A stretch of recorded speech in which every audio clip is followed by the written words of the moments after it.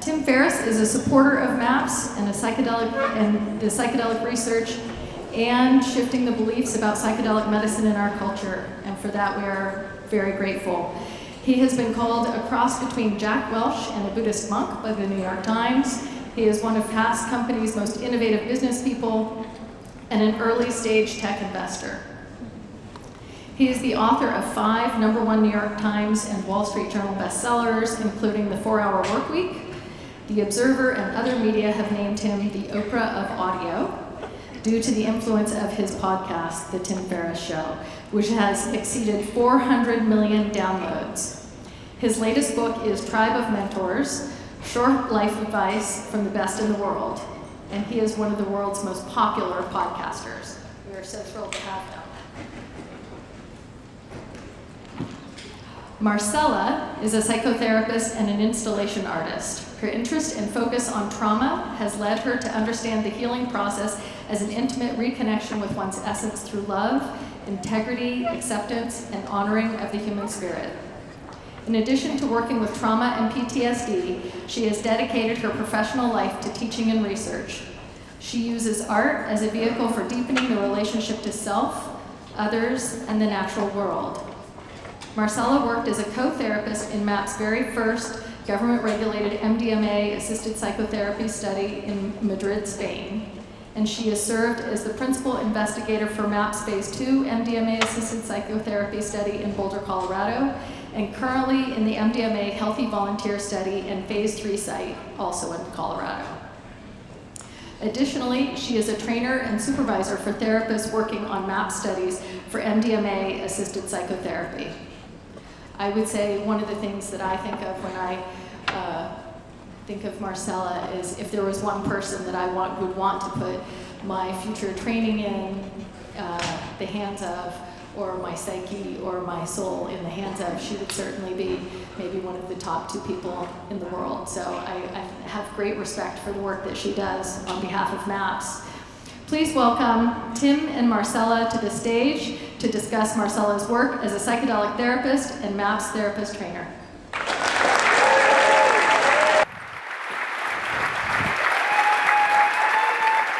Hi, Butch.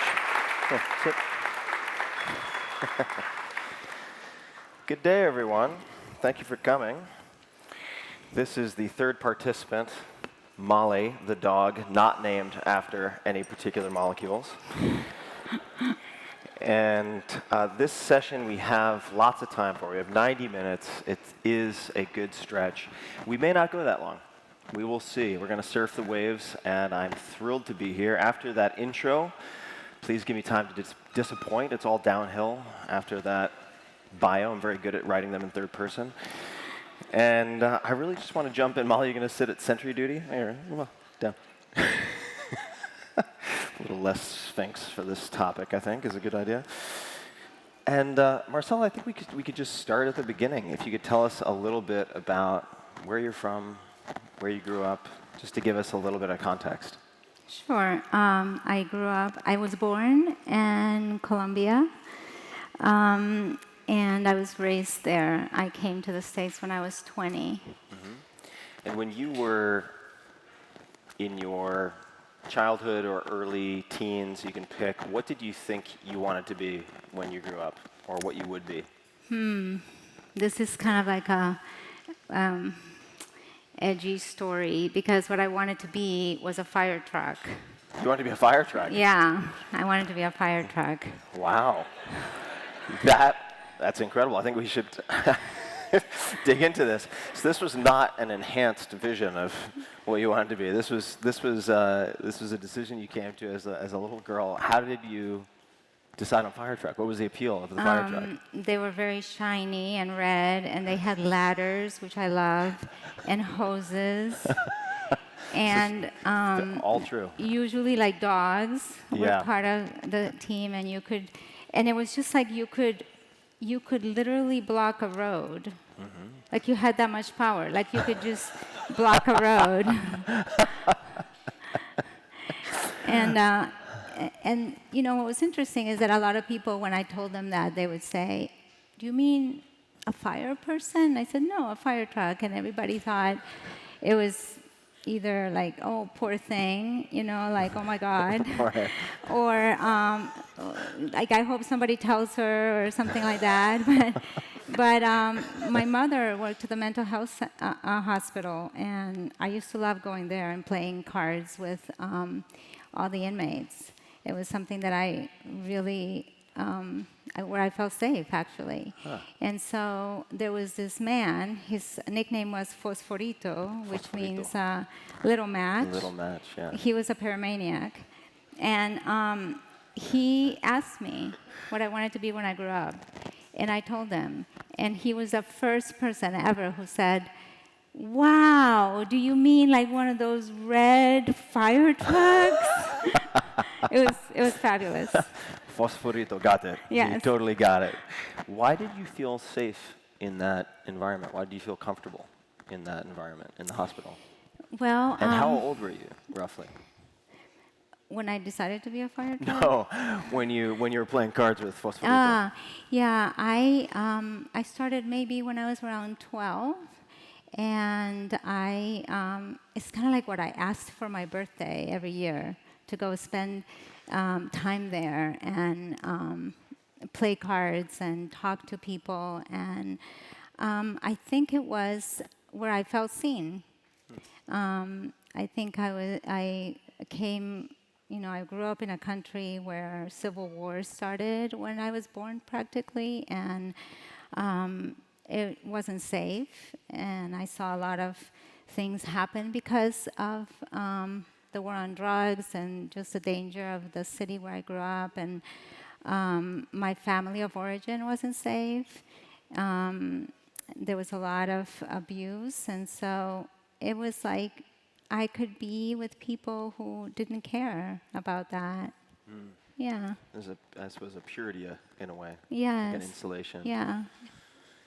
So the feeling seen, I think, will probably be perhaps a theme that carries through the conversation. But if we flash forward, where did interest in psychedelic therapy or exposure to that begin? How did you end up finding your way to that subject or path? Mm-hmm. So I ran away from home when I was 17 and ended up in the streets.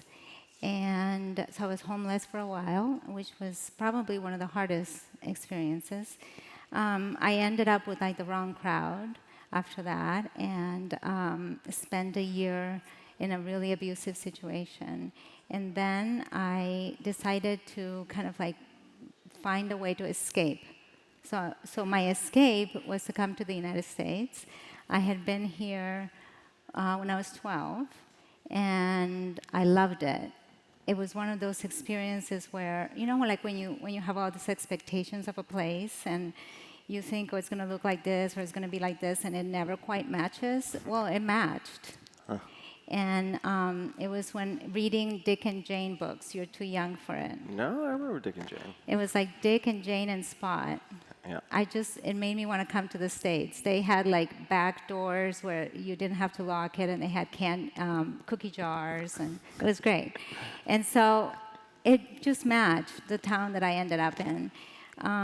Where were you? Where in the US? I was in Boston, Boston. for a little while, outside of Boston. So I really wanted to come back. And I came back. It was really hard. I was alone, didn't have money, had this little scholarship to go to college. And so I started, I think part of it was that I thought if I left, the traumas would go away. Like that I somehow would surpass it. And if I could forget about it, it would be gone. And so I think that was my thinking. And of course, that doesn't happen. And I lived 6 years with a very restricted life, didn't really talk to people. It was just really difficult, and my world was pretty small. And then I had never done any kind of drug, ever. I had not even smoked pot. And I took MDMA recreationally for the first time. And what it did was it brought back everything. And I wasn't ready for that. I thought it was just going to be, oh, this is going to be something great. It's going to feel good. You're going to feel good. And it was the opposite. It was really challenging, and I was not in a safe environment. I wasn't with people who could really hold that, who could understand it. And it was more like fear. Oh no, what is happening to this person? And so I knew that, I knew that it wasn't safe, so it made it worse. And I ended up in the hospital. And then a friend... Ended up in the hospital because the people around you thought you were having a panic attack, or Yeah. you self-administered? Yes. So then a mutual friend of Rick's and I asked Rick if he would do MDMA with me. And I think what it was, too, was that even though it was a really traumatic experience, I also knew that there was something really powerful about the fact that I couldn't lie anymore. So... It had unlocked all of that. Yeah. I'm going to ask you to pause for 1 second. I want to be really present. Could somebody please talk to the guys back of house? There's a lot of talking, and it's very, very distracting. If you guys could just keep it down back there, I really want to pay attention up here. Thank you. Please continue. So I did MDMA with Rick and a couple of other people, and they held the container. And it was like I saw myself for the first time. The self that you had lost. Yeah. What did Rick or other people involved, and it doesn't have to be exact phrasing, but say to you or do to make you feel comfortable going back into that experience? Mm-hmm. What was the lead up, I suppose, to the session? What did that look like? It was about totally being okay with whatever came up. Like I couldn't do it wrong. You know, and I think, you said that to me in the green room. You're like, you can't do this wrong. And it was just like so helpful of it's okay to be you, right? Yeah. It's okay to be who you are. And so I felt that. And it was like, wow, there's this person that has rights. I felt like all my rights had been taken away. So I had rights for the first time in my life. Like I had an inkling of it, that I had rights and that I mattered and that there was somebody in there that actually didn't have trauma somewhere in there. So you have this experience. What happens in the days and weeks after that experience? Mm-hmm. That's a good question. I think I did it 3 times, maybe 2, within the course of a month or 2. I was very fortunate because I was able to stay in Rick's house. So it was sort of like a secluded place for me to be before I had to return to my life. And I read a lot, I wrote a lot, and I read, and I tried to capture what had happened. Sort of like this idea of a lack of self-consciousness that had happened. And I think up to that point, my self-consciousness was all about fear and not belonging. And here was like, wow, like there is this like lack of self-consciousness. Like it's okay. It's okay if you cry. It's okay if you laugh. It's okay. And I think that Rick provided that too. Like I could be alone. I could dance around, I could eat, I could not eat, I could just be. So it allowed me to just begin a process of understanding what was going on. And I think some of what was going on was that I looked at, that for the first time, I could look at it. I wasn't looking at trying to make sense of the trauma. My symptoms were completely appropriate for what had happened in my life. It wasn't crazy. It was completely appropriate. And that made it gave me freedom. It gave me freedom to explore some other things and to think like, wow, maybe I do have a say in how I live my life. And I started, All right. I started trying like little things of testing that while I was in those days afterwards. So I started this a day without learning. Like I wanted a whole day without learning anything. Could I do that? And a day where I said no to everything.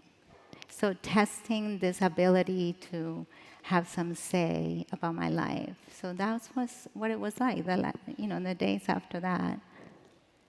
And what did the space look like, or the journey, I suppose, from that personal experience to wanting to be more involved as a facilitator or a therapist?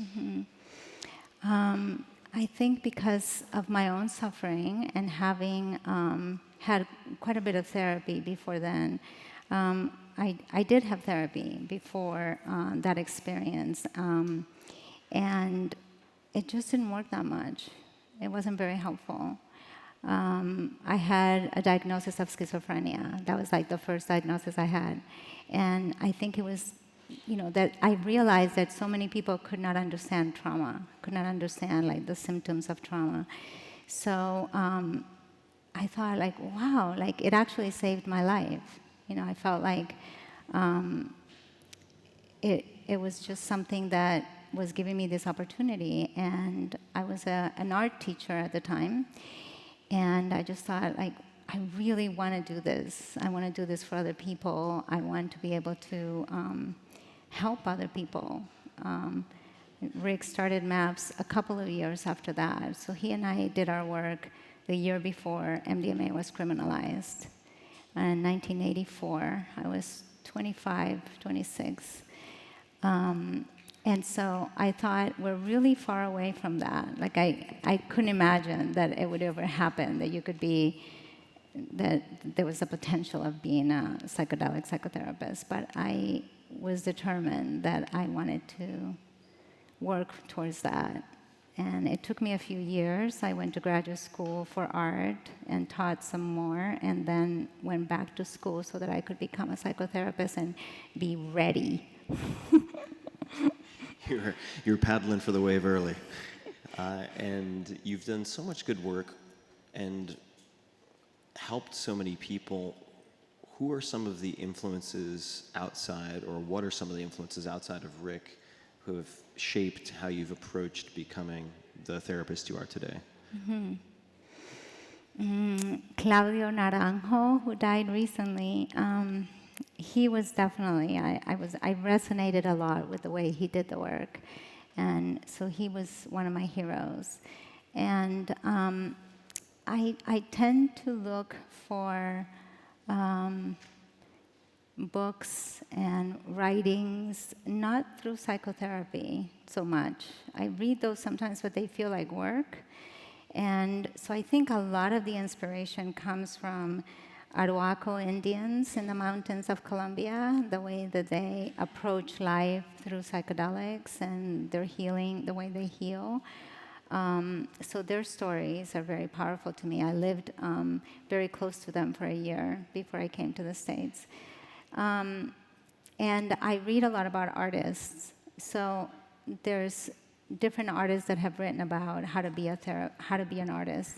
And I think what it is that they're very genuine, and they talk about themselves in a way of, this is where I come from, this is the struggles that I've had as an artist, this is where I go. And so it's so informative to do this work, I think. Agnes Martin is one of my favorite artists, and she wrote extensively about how she came to her work. And she was very private, an introvert. I tend to be the same way. So there was a lot of things that resonated with me about her. And, she had this idea about perfection that was really beautiful. Like she said, perfection doesn't exist in the world, but the reason why we're so attached to it is because we can imagine it. And so those kinds of information are really great for when you work with somebody with trauma. So I would say that has influenced me the most. And for those people who are here or listening who don't recognize Claudio's name, there's a fantastic book. It's either The Healing Journey or A Healing Journey about much of his work, which is very well written. I mean, the introduction alone is worth the price of admission with the book. And I'd never thought of it quite this way before, but as you're talking about art, it really made me think. I've been taking art classes for the last few months. All right. What kind? Mostly drawing, charcoal, working with pastels, different types of different types of tools, with the ultimate goal of getting to, at least as a next step, painting and working with color. But the point that was made to me over and over again by my teacher is, in effect, you're not learning to draw, you're learning to see. You have to learn to see first. And you need to draw what you see and not what you know. Yes. Because you might look at a chair and then look down at your paper and draw your concept of a chair, but you've stopped seeing. Yeah. And I can see how that could apply to listening and hearing and really translate to a lot of the work that you do. And if we look at your beginnings, there really wasn't an established path to become what you wanted to become, or at least I would imagine not. There were resources, but very scattered, and certainly scattered resources also exist today. But things have changed quite a lot. Yeah. And things are developing very quickly. For people who are listening, and this has been a challenge for me to decipher as well, because I have many in my audience, many friends who come to me and ask the question of how to become a psychedelic therapist. Mm-hmm. And I don't have a really straightforward answer for them. And I know it's a sort of a process that is evolving. But as it stands right now, if someone listening is interested in becoming a psychotherapist, a psychedelic therapist of some type, how would you suggest they think about it? And I suppose there are at least two buckets. You have people who are starting from scratch, in the sense that they don't have any of the credentials or academic qualifications that might help. And then you have the folks who maybe are already on second base and just have to kind of round the corner. But if someone were starting from scratch, because we're looking forward, we're recording this in late 2019, hopefully in the next few years, at least MDMA, hopefully also psilocybin, will have completed successful phase 3 trials and been reclassified, meaning the legal status will have changed to enable some degree of prescription. Mm-hmm. For people who want to start preparing for that, where do they start? What do they need to know? Yeah. I think the first part is do your work, do your own work. Really understand who you are, how your experiences have shaped you, how comfortable you feel with your own suffering. When I do trainings, I tell people the only way to not be afraid of someone's suffering is if you're not afraid of your own. And to do that, we have to know and have done our own work. So I would say that would be a really important one, because psychedelic work is not easy. And we do experience a lot of trauma in the room that comes out in various ways. And also to pay attention to therapies or modalities that honor the person as the expert of who they are. Because no matter what, you can be poor and you can be uneducated, you're still the expert of your experiences and who you are. So no matter who you are, and I say that just because so many people take away those rights of people who are marginalized. And so to really be able to study and be around and read about honoring the human being as they know more about their healing than anybody does. And can we respect that and approach that? One of the principles for our training is that we believe in their capacity for self-direction and for their own development, and that we also believe that they have a healing intelligence that will show up, and that we can work with that and we can honor that. So it's not like this hierarchical model. It's more like, can we meet somebody at this level together and collaborate and create trust and empower them to be able to understand and to know where their path is, and to really respect that path, and to feel that our own experience of ourself, that there is room, our reality makes room for the reality of another human being, that there is room to accept that reality. So I would say that you can start there. So there's some therapies that are good, humanistic therapies and client-centered therapies that you could study, but also that there's a lot of work that you can do on your own. So it seems like we could almost separate the preparation and development into skill set on one hand, which is sometimes then overlapping with qualifications to be a legal psychedelic therapist. So let's talk more about the skill set for a bit, because I think that's what we're talking about.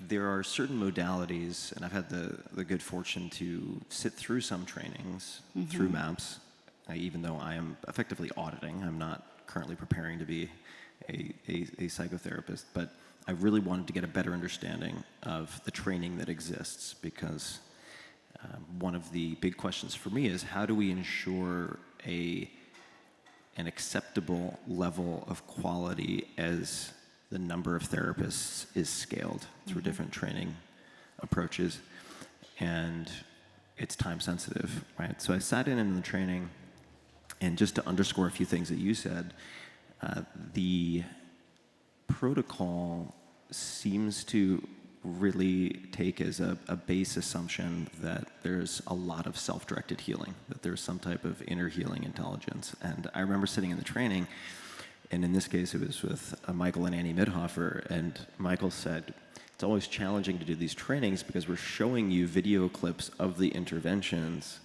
or when we interact, but the vast majority of the time we are doing nothing. I mean, we're present, paying attention, but the patient is doing their work. And I took a lot of notes in the process of sitting through multiple days of learning, and I remember one thing that stuck out, which was from the founder of IFS, and I always mispronounce, is it Internal Family Systems? Yes. And I can't remember the gentleman's name, but there's this acronym. Dick Schwartz. What was his name? Dick Schwartz. And it seems to be a really valuable framework for some therapists, and people can look into this on their own, but he had an acronym, WAIT, for therapists to remember, and it stands for Why Am I Talking? Yes. Which I thought was just genius. And are there any other modalities that you think are particularly helpful and translate well into the MDMA-assisted psychotherapy? Of course, not just the session. There's the pre and the post. But for instance, is Hakomi is one that comes up quite a lot. Could you describe that and your thoughts on Hakomi? Yeah, and I'm not a Hakomi therapist, but I think Hakomi, when I've seen people who have studied Hakomi, they are following, they are tracking what is it that is coming from the participant, what is it that they are needing, and how do I trust them to really give me the information to be able to support them. So I think Hakomi is one of them. Internal family systems is too. Mostly because I see it every single time that especially in MDMA sessions, that parts come out. And it happens really naturally. And I think, we all have parts. And people always say like, oh, like, where does that come from? But we all have parts, People always say like, oh, a part of me wants to go to that party and a part of me doesn't want to go. That's a part. And not necessarily that you need to study internal family systems, but have knowledge of multiplicity, of parts show up. The inner healer is a part. And when do they show up, and how are we really present with that? Maybe the part that shows up is 5 years old, and if it's 5 years old, we don't want to talk to them like they're 40. We want to be able to be sensitive to the fact that this is a 5-year-old part. What do I need to do to connect to this part? So I think parts work is really important. Familiarity with non-ordinary states. It's hard for me to think of being able to do this work without having had some experience yourself of a non-ordinary state. To really, it's because it's hard to explain, right? It's hard to explain what it does. Very difficult to explain. Are there certain tools that you've found helpful? Of course, we could talk about the things that are gray area or not so gray area in terms of molecules that can help with this. And just for people who are wondering on spelling, Hakomi is Hakomi, if you want to look it up. Are there any tools that you have found particularly helpful, whether that's holotropic breathwork or other breathwork or other legal means to induce non-ordinary states of consciousness for people who recognize and agree that it would be important to have the first-person experience before presuming to know how to handle someone else going through that experience? Yeah. Well, I wanted to say a couple of things about that. So we do have a study currently called MT1, which Rick mentioned briefly this morning. Was that this morning? Yes. He talked a little bit about MT1. So MT1 is a study designed for the therapists themselves to have the experience of MDMA. So it's a 5-day process. They come for a preparatory session, then they have a treatment session, an integrative session, a treatment session, an integrative session. And one of those 2 treatment sessions is a placebo, and the other one is full MDMA. And so the therapists get the experience, not only, some of them have had MDMA before in a different context, sometimes even recreationally. But this feels different because it's exactly the setting that they're going to be in. There's 2 therapists, there's music that goes on the whole day. There's times for them to go inside and times for them to connect and relate. And so so many of them have said, this has really solidified my training. Now I really do feel ready to go and do it. So that's great. And we have the other part of that, MT2, which is what we want to continue when we do trainings with people to give them, and it's in the FDA right now. It's in negotiations with the FDA for that study. So I think that is great, and I hope we we are able to continue that work.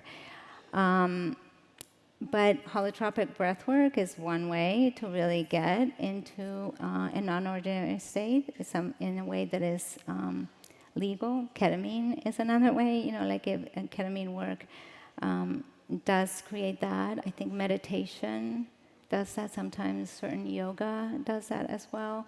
So it's like really being able to say, what is this actually feel like when my ego is not the most important part? When I'm starting to connect to I studied transpersonal, so it's this idea of that we are in relationship to our non-ordinary states, that it is beyond the ego, and how can we go there? So to have that experience, I think it's really, really important. And participants ask, they always say, have you done this? And there's just a sense of calm for them when you say, yes, I have. What are as things stand right now, legal checkbox or qualification checkboxes needed if one wants to be a psychedelic therapist a few years from now or 5 years from now? I don't know the answer, to be perfectly honest. And that's part of the reason I was so excited about having this conversation, is that to satisfy the demand safely and adeptly of that the reclassification of some of these compounds will bring, there needs to be quite a large funnel of people who are interested in understanding at least what the roadmap might look like. And we'll talk about other maybe realities that people should be aware of before they sign up. We'll get to that. But first, what does the training process look like? Is there an educational requirement? Do you have to have gone to college? Are there things you can do in 2 years? What does the path look like? So some of that is in the negotiation right now with the FDA in terms of who our therapy pairs can be. One thought is that one of them needs to be a PhD, which I'm totally opposed to because I don't have a PhD. And so then I still want to be able to do this work. And I think it's really based on psychotherapy experience, not necessarily if you're a PhD and MD or not. So hopefully that won't be the case. Right now we have it that one clinician is licensed, and the other one doesn't have to be licensed, but they still need to have done at least 3 years of work in a mental health profession. So it could be a nurse, it could be an MD, it could be a psychiatrist, it could be a chaplain. There was a question about chaplaincy early on, and that could be another one. And then psychotherapists and different clinicians. But they don't have to be licensed. And so just for clarity, what type of license are we talking about? So like having a license to be a psychotherapist, to be able to say that you're a psychotherapist. And different states have different requirements for that. So that's what we've done and what we hope to continue doing. To do their own work, to have experience with working with trauma with adults. It's a really important one. And then also, if they're affiliated with an existing site, then there's more probability because the sites, when people apply, they apply as a site. So there's at least 2 therapists or 2 clinicians who are going to sit. And you do need to have an MD to hold a Schedule I license. And then a facility, right? A facility where you can actually do this safely. Setting is so important, right? So a place that really feels comfortable, where they can be and everybody can feel safe and the participants can feel safe. So those are some of the requirements that we have. We've trained about 500 therapists so far, and about 150 of them have gone through the whole certificate program.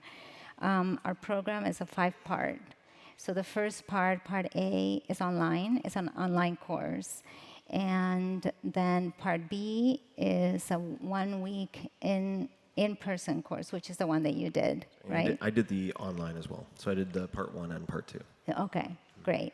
And so a lot of people have done those, like the people that have trained have done those 2 parts. And then a Part C is when they do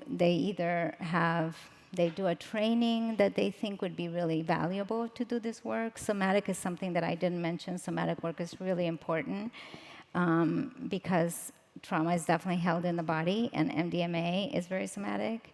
So sometimes people do those kinds of trainings, and that fulfills that Part C.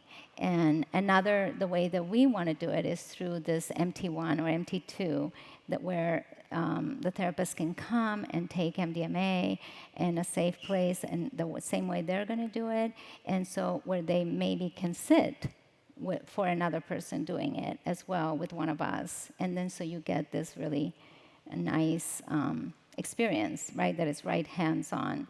And then the next part is within their sites, they do role plays that are then that they can then let us know, and they have to write about them, and we give them supervision based on what happened in the role plays, and the role plays are based on real life experiences and questions come up and things, like, oh, I didn't know how to do this, or they just get more and more help because they're doing this kind of role playing. And then we would also supervise their first participant that they work with. So one of our supervisors would be watching their videos and like really extensively.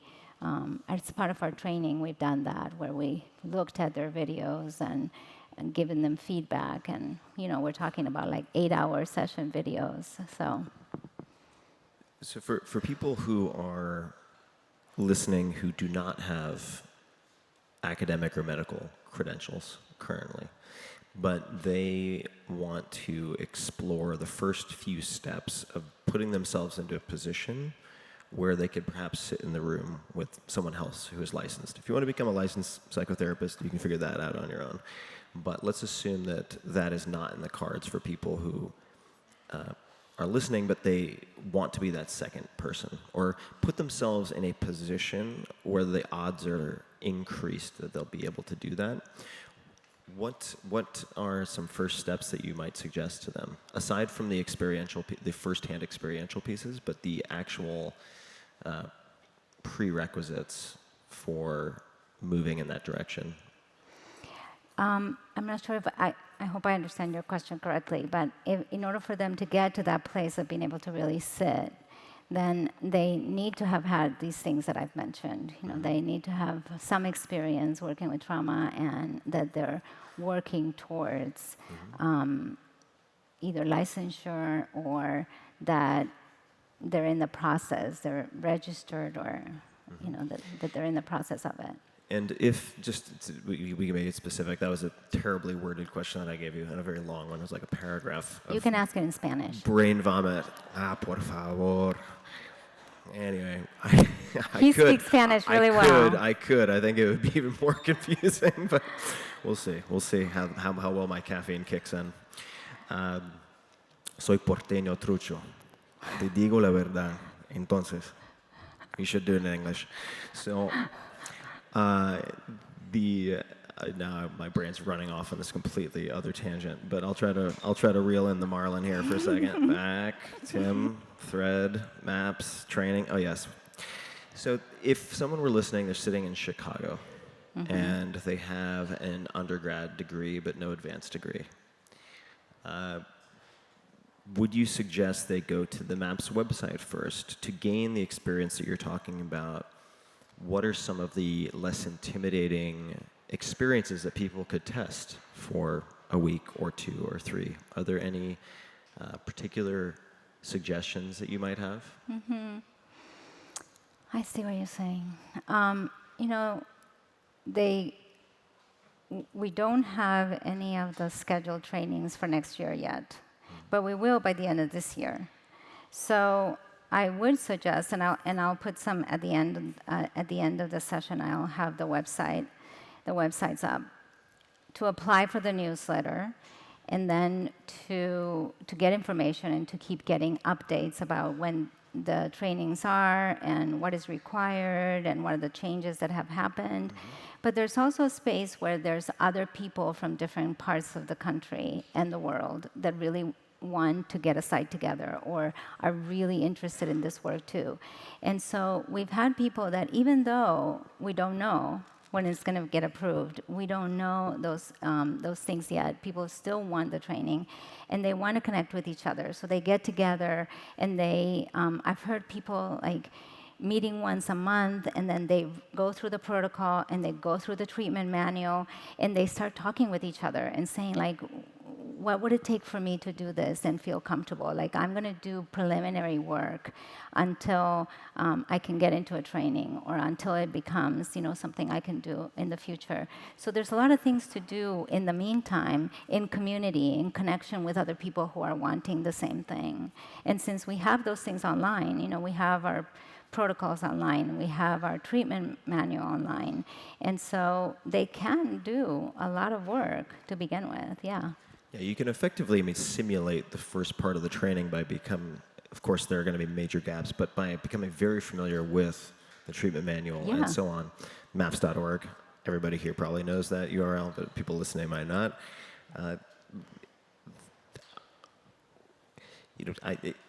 The conversation brings up some memories that I have of gathering some firsthand experience of my own by volunteering with Zendo. And I bring this up because Liana, who's part of the team here at MAPS, had mentioned to me that perhaps one question people should ask themselves before asking, do I want to be a psychedelic therapist, is, do I want to be a therapist?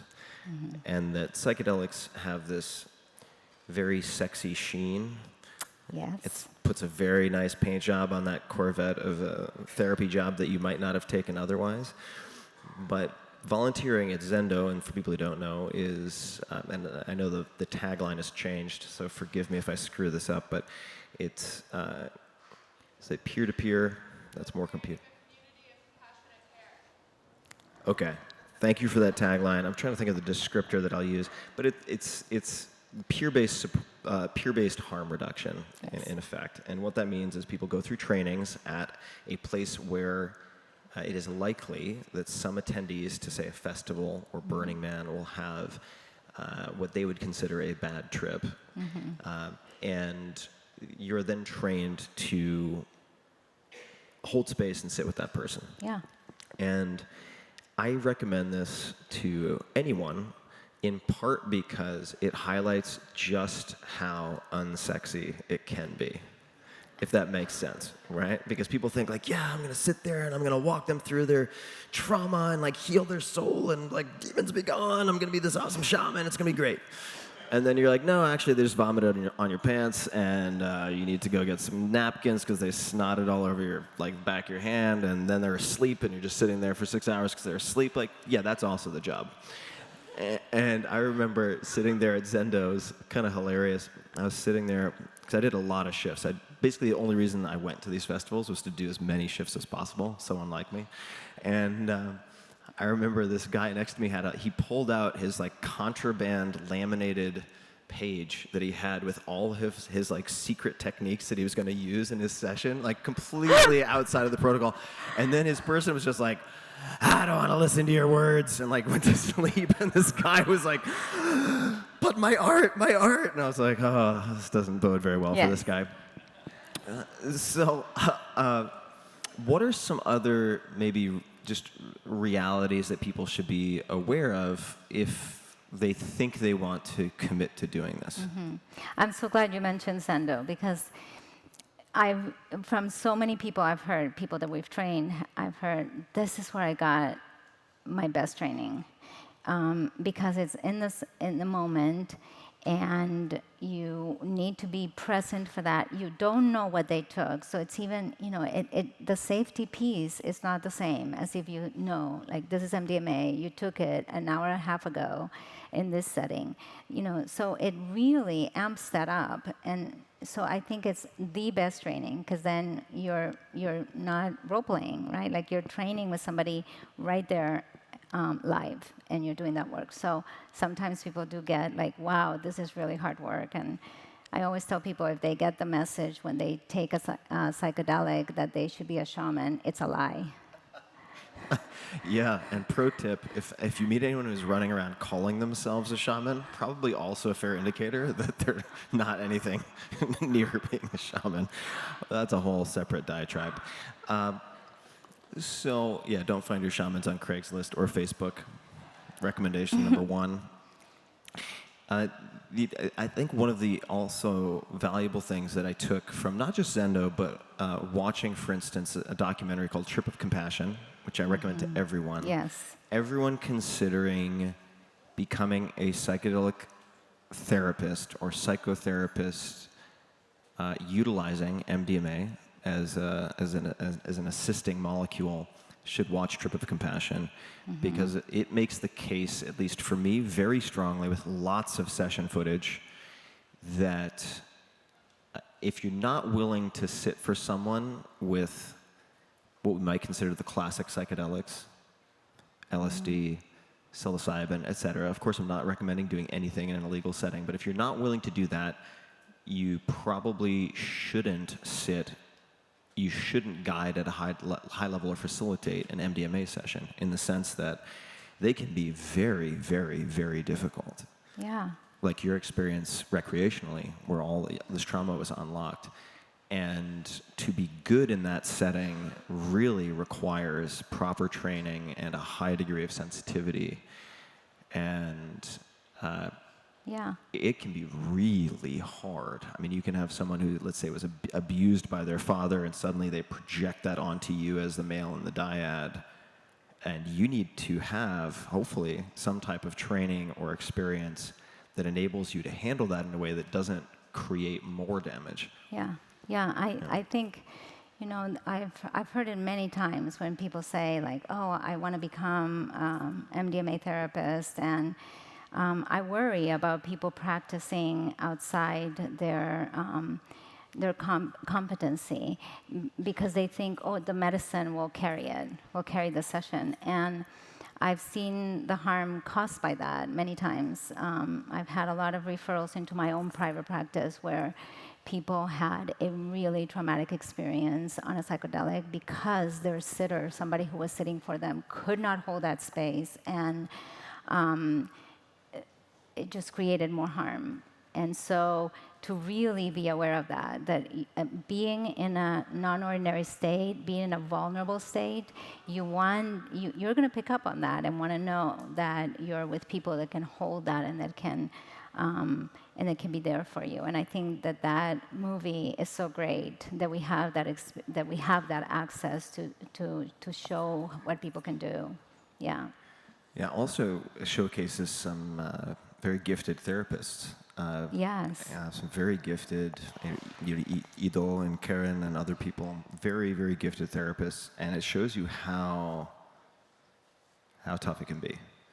In a way, I would even argue that, say, in my Zendo experience, this guy came in. Fortunately, in this one case, we knew what he'd taken, which was 400 micrograms of LSD, which, for those who don't know, is a healthy dose, or maybe use a different adjective. It's a dose, capital D. And he was losing his mind, swinging at people. So I ended up with him in the crisis tent for 8 hours. And it was fine, and it was actually, in a way, I think, easier flailing and swinging and trying to hit you aside than MDMA, because he was just on like a 45-second loop talking about Seinfeld and like Chia Pets. It was just like Seinfeld, Chia Pet, blah, blah, blah, blah. And then it would just like repeat every, 47 seconds. And you're like, all right, this guy's just on rerun. Fine. Like, sit him down. Don't let him run into anything. But with the MDMA experience, there really is a tradecraft that I don't think I'll do justice by trying to emphasize how technical it can be, which is one piece of the puzzle, right? And then there's that sensitivity that you talked about, and that awareness that really comes from probably some degree of hardwiring, but then spending time in that environment. Yeah. And if the patient senses that you are uneasy, which they will, then it changes the entire dynamic. What are other things besides people practicing outside of their competency, right? Sort of bunny slope skiers who are like, I can do a black diamond. Besides those people, what other things concern you? What other worries do you have looking forward as things continue to become more popular and more people hope to become involved in some capacity? Yeah, I think, changing, our model is our model. It doesn't necessarily mean that it's like the best model, right? And people, you mean the MAPS model? Right, the MAPS model. And people might do something else and it might be fine, I think one thing that concerns me is the cost. So we're really looking into that and thinking about what is this going to be that we can that this can be cost effective. How are we going to treat marginalized people? How are we going to not leave people behind? What is it going to take, And so I think there is room to change the model for that. And how do we do it safely? Do we have some group sessions? Do we have somewhere it's practitioners who are training, but they are like students, and so maybe they don't cost as much if they're working under somebody who is trained and has more experience? And what are some of the things that can be done without losing the integrity of the whole program? And so I think, that is a concern, but it's also a concern if somebody takes that and changes it completely in a way that maybe it's not safe anymore. So there's a concern about what can happen there. But for us, I think the concern about how are we going to make this affordable, and how are we going to continue training people that want to be ready and want that kind of knowledge in terms of like hands-on. Our training shows a lot of videos that are live videos of what happens in sessions, and sometimes it's very exciting. And like you said, that Michael was saying, we're showing these parts where we're actually doing something. There's times when people don't say anything for 8 hours. For the entire session. Yeah. And nonetheless, this is so important. Nonetheless, if you look at, say, I suppose the CAPS 5 is the current Yes. rankings, the assessment tool for symptoms of PTSD. Nonetheless, you have somebody who goes from extreme symptoms, unable to hold a job, and this isn't every person, but to asymptomatic, even though there was no talking, there was no, right, there was no sort of, Raphael, Michelangelo level, like therapy magic happening. Right. There was a therapeutic effect in the session with the container, with the prep, and didn't require talking in the session. Yeah, I think insights, when people go inside and really are not, they're both really important. A lot of trauma caused by another person happened in relationship, right? There was, we relate to the world through relationship, is the way we understand the world. So healing also happens in relationship and happens through relating instead of an isolation. So those pieces are really important. And it's also really important when they can go inside. Our model, we say it's inner directed. It's what comes up for them that is here for a reason and for the purpose of healing. And maybe it's something that they never told you before, and you think it doesn't have anything to do with their trauma, or they think it doesn't have anything to do with the trauma, but it does. And so we treat it as though it does, and that it is important for them to be with it. And if they're inside, they get these amazing insights. They come out and say, wow, like I just realized this, or I just thought about this. And we notice that when they go to the bathroom, we call it the bathroom insight, but it's really when they're not talking. It's like the shower aha moment, but it's the bathroom insight. They either like see themselves in the mirror, but they're also like with themselves. They're not talking, and they're getting powerful information that is about them, that is like, here we are. Like maybe we knew this, but now it's becoming clearer.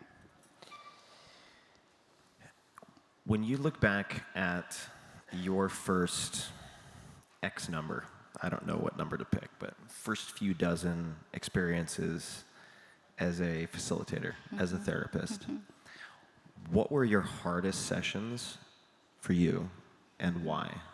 What made them difficult? If you think back to, let's say, the first few years of your experience.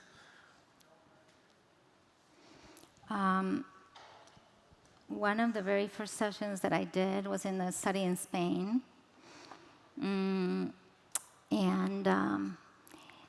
That study was working with women from sexual assault.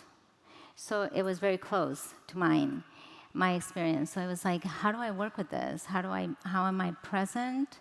How do I not bring my things in? How do I not dissociate? How do I really honor that I am here for this person and my stuff is not spilling out into them?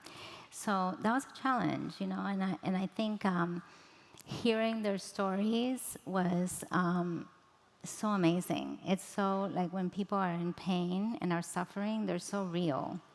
There's nothing, they're not thinking about what their hair looks like. They're not worried if snot's coming out of their nose. And they're just so incredibly real in that moment and in that experience. So it's beautiful in that sense. And it's also, like, so painful, to hold the experiences of people that have suffered greatly, and to really be able to say, I am here completely for you. This is your day, and it's about you. What does good preparation look like for a session like this? Or a session in the MAPS protocol? We could certainly talk about it within that context, but in your mind, what are the hallmarks or the characteristics of good preparation for someone who has never used MDMA before, who's going into their first MDMA-assisted psychotherapy session as a patient? How do you work with them to prepare well? Oh, okay. What do we do to prepare them? Yeah. That's what I should have asked. Yeah. So, so we do 3 preparatory sessions. And during those sessions, it's for them to get to be more comfortable with the therapy team. And for us to also know, like, how do they cope with their experience? What are the things that they have been able to, what got them here in relationship to the fact that they have all this trauma? How is it that they actually got here? And what are their skills? What are they using? So to be really curious about them. Their skills, like coping mechanisms. Their coping mechanisms. What are the stigmas that follow them that then creates this place of, I see them as a certain person because they have these stigmas attached to them. And how do I take that away and really see this person in front of me? What is their vision, even if they don't know what it is? What do I imagine that their vision is? So it's really a time to get to know them fully as an individual, as a person, and then to answer their questions and to try to bring as much comfort as possible, to explain everything that can be explained. This is where you're going to lay down.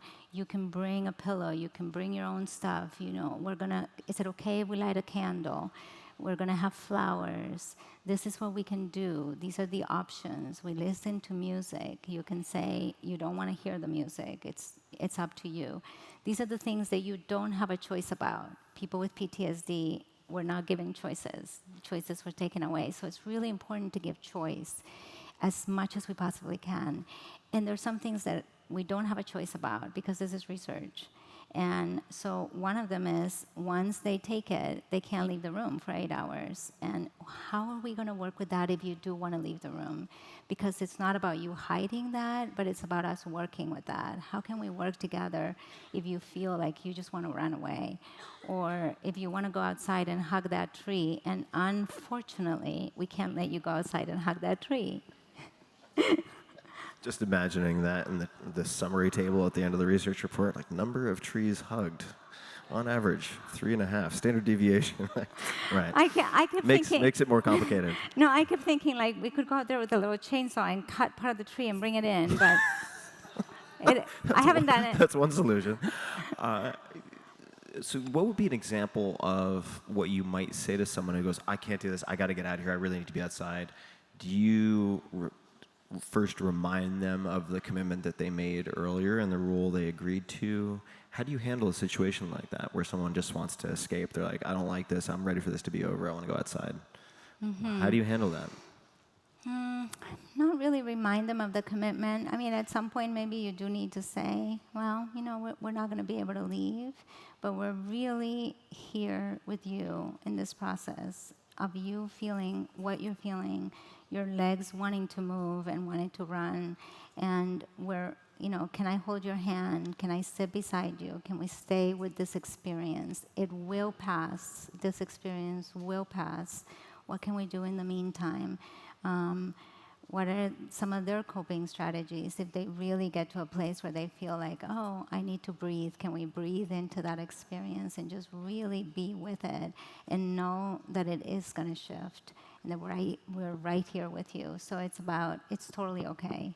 And it usually leads to a profound experience of wanting to have run away before, right? It's like a connection to this piece of, oh, it was then that I wanted to run away. Not so much now. I'm going to keep teasing on this thread because you're so good at this, and the specifics, I think, really help to paint a picture of what a session might look like. What do you do if someone, or what might you do or say if someone gets very judgmental about themselves? Like, oh, I fucking hate when I die. God, that's so stupid. I always fucking bad. And then becomes very judgmental about themselves as a whole or a part. I hate that part of myself who's da-da-da. Something they've really shut down and judged. What might you say to someone who's going through a period of expressing that? So one part of our model and the way that we train is to say it's never to get rid of anything. It's like alchemy. You don't get rid of it. You transmute it, right? That it gets transmuted. And so it's not about getting rid of anything at all, even that part of you that is judgmental. So it's not like, at least, like I wouldn't say, oh, but you don't have to judge yourself or anything. It's just like, this is the part that is here now, this judgmental part, and being really curious about that part. And why is there? Like, wow, like this part is existing here right now. How has it helped you survive? How have you worked around it? Let's explore why it's here and what it's bringing up in your body and what it's making you feel in this very moment. This is why you're so much better at this than I am. So good. You've done so much good work. It's really... Thank you. It's a big deal. It's a really big deal. And so thrilled to have you on stage, to have a chance to talk about this. What separates, in your mind, if you look back at all the people you've worked with, a good psychedelic therapist, let's focus on MDMA specifically, versus a great psychedelic therapist? Like the Wow. good people versus the great. Because I feel like you can check a bunch of boxes and kind of get a passing grade, get somebody out the door safely, and then there's really good, right? Then there's a great therapist, and I'm not sure I would even necessarily know how to describe what separates those two because I don't have the canvas that you have. I mean, you have such a perspective on this. So if you think back on your experiences with different people, are there any examples you could give of what makes someone, in your mind, great, or stories that come to mind? Anything? Well, I think the most that we can offer is ourselves. So I think it's when we can enter, I think what makes a psychedelic therapist great is if we can enter into their frame of reference. And in order to enter into somebody's frame of reference, I have to leave my interpretations behind. I have to leave my own story behind. I have to leave my own knowledge behind. Have it right there and understand that I can use it, but not letting my knowledge blur my vision, for it not to narrow what is really happening here. So in order to really step into somebody's experience, it's more than empathy.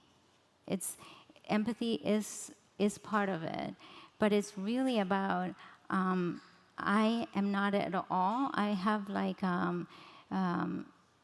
this disciplined ignorance of I'm stepping in and I'm fully here with you without any judgment. And who are you in there? And how do I begin to know that I can hold that and that it doesn't mean, oh, I know how you feel because I felt that. It's not that.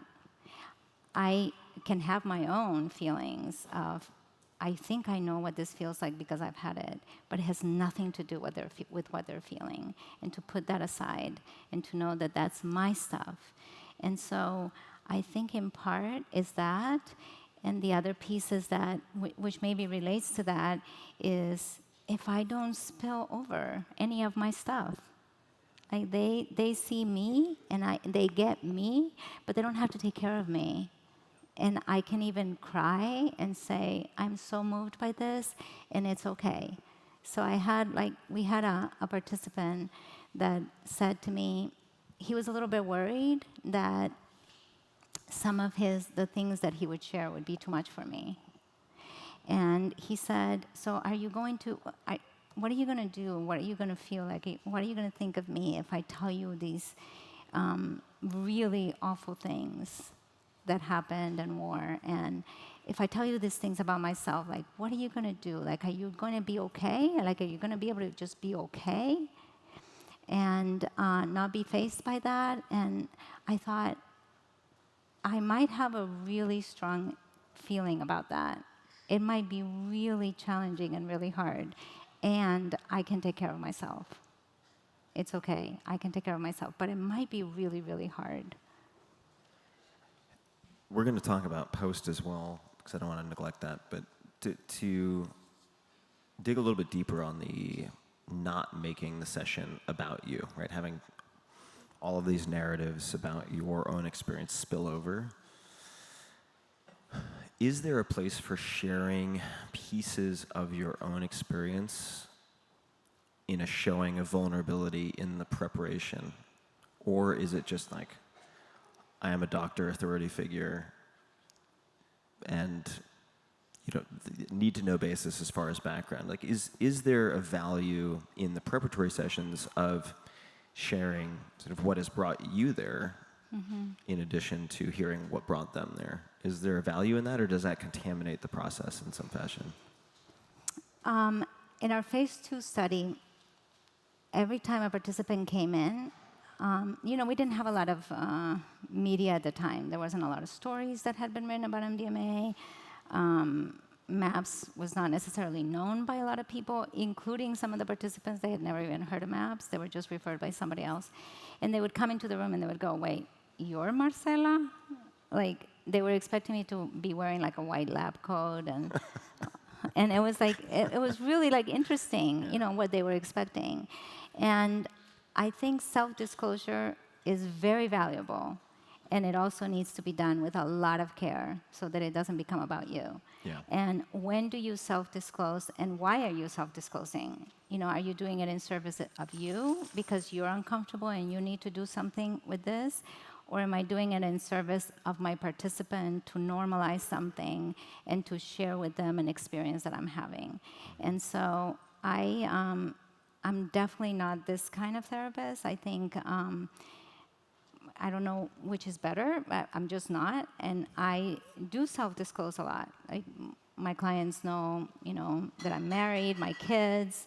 My co-therapist is my husband, and we talk about it sometimes, and we say, we're married, and things come up in the session sometimes, like, oh, I disagree with you, and we talk through it, and they go like, this is so great that we're getting this experience of this reality. You and your husband disagree in the session? Yeah. Oh, all right. How do you? What are the rules of engagement for that? Well, I'm still his boss. No elbows, I'm guessing. Got a box. Clean boxing. How do you? What would be an example of something you might disagree on? This is really interesting to me. On so many levels. This is just like levels upon levels of interesting. Yeah. I don't remember the specifics, but one time I said something to the participant. I'm trying to think what it was. Do you remember? No. And I was going in a direction. Like, I didn't think I was going in a direction, but I was, even though, like, that's what I check myself with. It's like, why am I going in this direction? Like, are they taking me in this direction? And I thought the participant was taking me in this direction, and he thought the participant was taking us in a different direction. And he was able to say, well, I see this a little bit differently. I'm seeing this differently. And actually the participant went like, what? And then we had a conversation about it. And he said his piece, and I said, well, I don't know. Like, I don't know about that. I wasn't convinced. And we worked with it, and we worked with her. It wasn't like we got stuck on it. But later on, she was having an interview. Somebody was interviewing her, and she talked about it. And she said, that was so great, because it was like seeing these two people who clearly love each other and respect each other, disagree and be okay and continue and still support each other and respect each other is something that I never saw growing up. So it's like so valuable for her if it was done in this way that was genuine. Yeah, I can definitely see that. What does the post look like? And if we, just to put some hours on it, the 3 preparatory sessions are how long each? 90 minutes. 90 minutes. All right. So we got 90, 90, 90. And then how many post or integration sessions are there? 3. 3, also 90 minutes Yep. each? Okay, so someone else can add that all up. But I just want to say one thing, which is if you are not willing to put that type of prep and post into anyone you sit for, you shouldn't be sitting for anyone. If it's like, oh, that's so much time, well, it's busy, look at this is a school night, blah, blah. If you have any excuses around it, you shouldn't be sitting for anybody. That's just my perspective. It's true. Because that's a hurdle that I think you should at least be able to clear before even considering this. And that's putting aside all of the homework and training and certification and so on. And you're still on call. Like that night, the evening of their sessions, you're on call. They're still going to call. You still make phone calls after their session for 7 days. They can call you and say, I need an extra session, or I'm struggling, and you need to be present and go there. So it's a lot more than just the scheduled ones sometimes. Right. That's the scheduled time. Yeah. And I think it's worth pointing out also that if you are knowingly or unknowingly, and it could be unknowingly, working with someone who has a history of trauma and possibly suicidal ideation, you could end up in some very challenging situations. Mm-hmm. And it is not always the case that people have, say, an MDMA-assisted psychotherapy session, and then it's just smooth sailing for the next week, right? Most of the time it's not. It's not, right? So could you talk to that? Because I think this is an aspect of the experience that is not discussed as often as it should. Mm-hmm. Yeah, and I do think, I really appreciate stories that go out, that the media does about MDMA. And one of the disservices is that a lot of times they hook on these little words like it healed me, or it was, I got what I needed and I got cured. And so then people think like it's really easy, or that MDMA is like this magic pill that's gonna like really take this trauma away, which is not true. And a lot of times during training, trainees will say, wow, like here's the integrative session after the treatment, and people are suffering, and people are really struggling, and they can feel a lot of activation, and they can even feel like, sometimes their partners say to us, what are you doing to my partner? What are you doing? She's in so much pain, he's in so much pain. And it's, if you think about trauma, like no matter how much you heal from trauma, if I think about my trauma, it's going to be painful. It's not going to be joyous and easy. It's going to be painful. So bringing up the trauma, really experiencing, sometimes even getting, I think part of the healing that happens with MDMA is people no longer questioning that it happened, and that it happened as violently as it did. And that they have sort of tried to question that, try to change the story, and all of a sudden the story can be changed. Here's your story. That's what happened to me that first time. Here's your story, actually. So then how could you possibly, like, if you're going through all that, it's not going to be that the next day you're, oh, I'm fine and it's great. It's that it is a process of holding, of really integrating what has happened in the session, of getting to some place where they can begin to hold that experience and be able to hold their feelings and be able to, healing is about, it's not about I'm never going to be triggered. Healing is I can get triggered and I can move through it, and maybe it's going to take me less time, and maybe I'm not going to dissociate, and I can hold all of that experience and still have enough space to live a beautiful life. Yeah.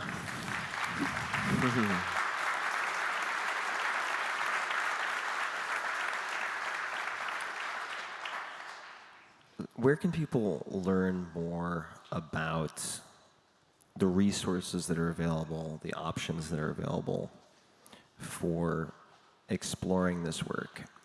Not necessarily deciding ahead of time that this is what they should do or will do, but to better educate themselves, to understand what's involved, to learn more. Yeah. MAPS has a good library, right? Like reading a lot of the books there, but also there's some great articles that have been written that you can look through, that you can see people's experiences.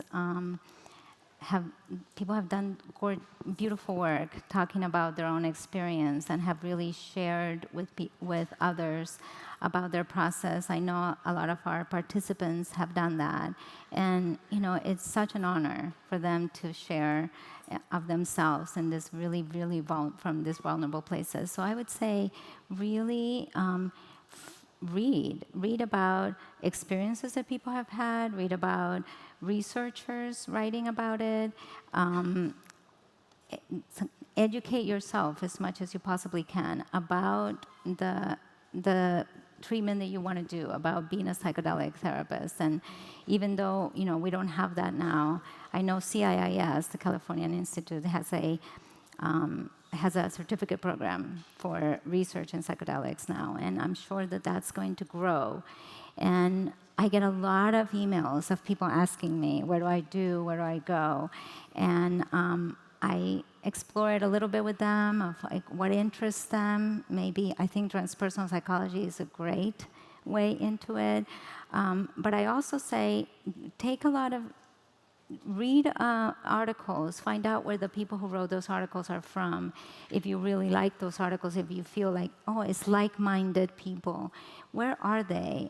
Some of them are professors at universities where, oh, I can go and study with them instead of just going to a university where nobody is knowing about it, but yet you want to be a psychedelic therapist. So where there's other people who are already, you don't have to invent it. You're not alone. There's plenty, and there's a lot of support to learn and to really, there's a new generation coming on, and I feel like they're a little bit in a hurry, and I keep reminding them, like, I've done this for 35 years. I've waited 35 years. You can wait. It's okay. You can wait one more year. And since you mentioned transpersonal psychology, I'll just quote Stan Groff, whose advice at one point to people are like, what should we do next? What should we do next? This was recently, and he goes, don't fuck it up. Yes. It's fine to move with purpose.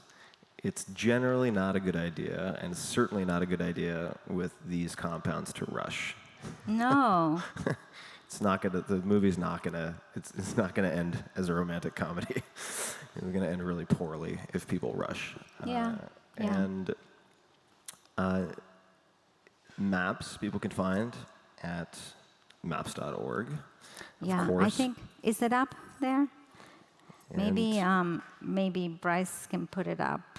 Yeah, we'll also, for those people who are listening to this in audio, put all of the links and many additional resources on the website at tim.blog/podcast. So if you go to tim.blog/podcast, search Marcela, Marcela, probably easier than the last name, then it'll pop right up, and I will gather resources that can act as starting points. Yeah. Whether that's on the MAPS website, links to studies for those who want to become more familiar with study design, some of the results, the tools that are used for measurement, and so on. There are a lot of very easy ways to get started. Yeah, To I have a think basic understanding. maps.org /training. And even though we don't have the training set up yet for next year, you can still apply, and we'll consider those applications. We'll keep them on file, and we consider those applications. And like I said, by the end of this year, we'll have the list for next year and where they'll be. And our trainings are roughly around 55 trainees at a time, and then people will start knowing a little bit better. And in the meantime, like, gather your team, or really look into the MAPS website and see if there's an existing team that is wanting more people, and that, you don't want to have 5 sites in your city. You want to be able to consolidate and be able to say, let's work together if we have a common ground. And what I'll work with you and the MAPS team on afterwards is brainstorming options, like you mentioned, possible chaplain, A, B, having experiential options where people can take the boat out on the harbor and just do a couple of circles before they try to cross the Atlantic to make sure that they're okay with their sea legs, and that it's actually something that when it's unsexy and when it's hard, Do you still want to do it? they still want to do it. Kind of like marriage. I mean, Yes. Molly, yeah, I got you. I'm still there, even when it's unsexy. Molly's still very attentive. She's in it with us. Are there any books that have had an impact on your thinking in this space? And I'm just going to leave it very broad. Could be about anything. Could be art. Could be Claudio Naranjo. We talked about that book a bit earlier, which I personally found very, very interesting. Which one? The Healing Journey. Yes. And looks at some very, very interesting compounds. Not only the compounds, but the session content, including the dead ends, including challenges, right? It's not just the highlight reel, which I really appreciate about that book. Are there any books that have really influenced your thinking or your trajectory as it relates to the work? I have dyslexia, so I'm really bad with names. Yeah. So I don't know if I'm going to remember, but I know Bruce Tift. He is in Boulder, Colorado, and he wrote a book called Already Free. Already Free. Yes. Bruce Tift? Tift.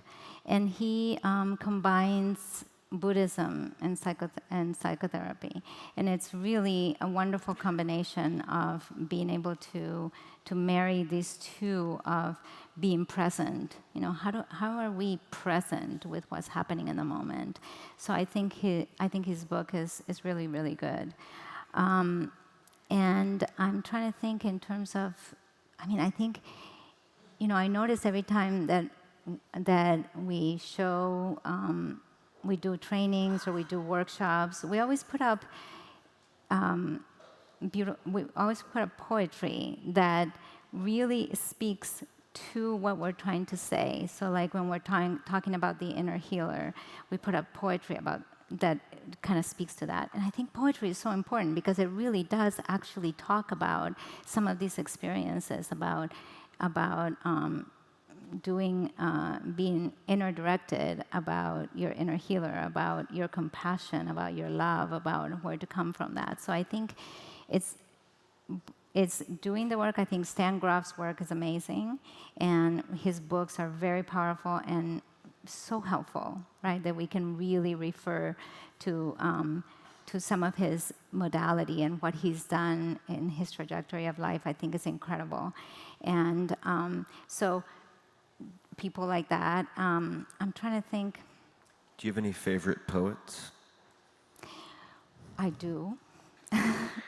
Let's tell me more about these favorite. Octavio Paz. Octavio Paz. He's a favorite. Pablo Neruda is a favorite. I really like Isabel Allende. She's a writer, but What's her last name? Allende. Allende. Uh-huh. Double L. Yes. Allende. Two L's. A-L-L, She's incredible, and she really is this, powerful, powerful woman who can really speak to honoring people's experience and doing it through. I'm a Colombian, so I really do see things through images and fantasy, and those fantasies are actually true. Like, my husband doesn't believe me, but some of those things are true, even though they sound like really fantastic. They're actually true, and so not just reading about psychology. I just think that's not my path. I just think that there's so many other places. Science. I can't remember who said was so helpful for me in doing research, because holding research and holding a person, it's a real balance. This is the research part. This is the part that I need to do, that I need to treat them all the same, and this is the part that is an individual, right? And it's this balance. And I was having a really hard time with that. I didn't know quite how to manage it. And I read a scientific journal that said, science is an organized kind of wonder. And that made so much sense to marry these two, right? Yeah. So. That's a great quote, and it's also very helpful for people who may be on the non-clinical path currently to at least understand the vocabulary of a scientific study. Yes. It's really helpful. And there's a book called Bad Science by Ben Goldacre, which has a number of chapters that are really helpful for becoming scientifically literate in an unintimidating way and a very practical way. You can use it immediately in reading any newspaper, any article that makes any claims related to health.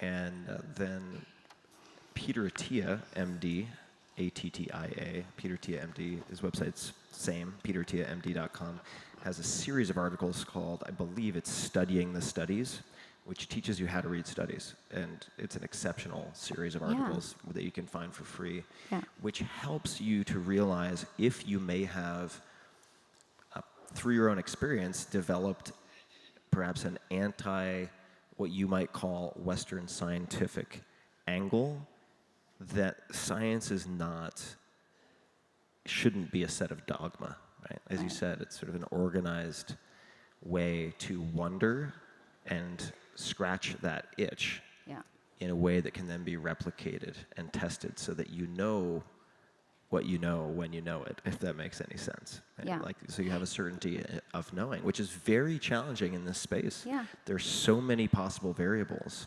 Yeah. It really, really matters that you pay attention to the details and follow protocol, but it can be incredibly challenging when you have the science and the art, which in fact do not need to be at odds. And that you can, it's important to read about science and the research about psychedelics, but I think science about something else. I've learned so much about science through people who have done studies with certain animals or certain species or plants, and they've done these studies, and it's like so fascinating to really incorporate that and to really bring it just brings some freshness into it that you can say, oh, that makes perfect sense. I'm going to utilize that to understand this psychedelic research. Yeah, and it's what's so fun about this conversation, and we're out of time, so we'll wrap up. For me, is seeing the micro and the macro and the macro and the micro, in the sense that you're describing how you develop the skills that you have, which was borrowing liberally and traveling these indirect but highly relevant paths, incorporating different techniques from different areas. And in a sense, in a given session, you also have to be good at coming at things from different angles and looking at them from different perspectives. So you see it in both. And you're incredibly gifted, and more than incredibly gifted at what you do, you're very well practiced and deliberate with what you do. And through your own pain and suffering, have found a way to transmute, as you said, that into something really valuable and powerful for other people who are in pain, and there are a lot of people. I think that's pretty much everyone who is born a human.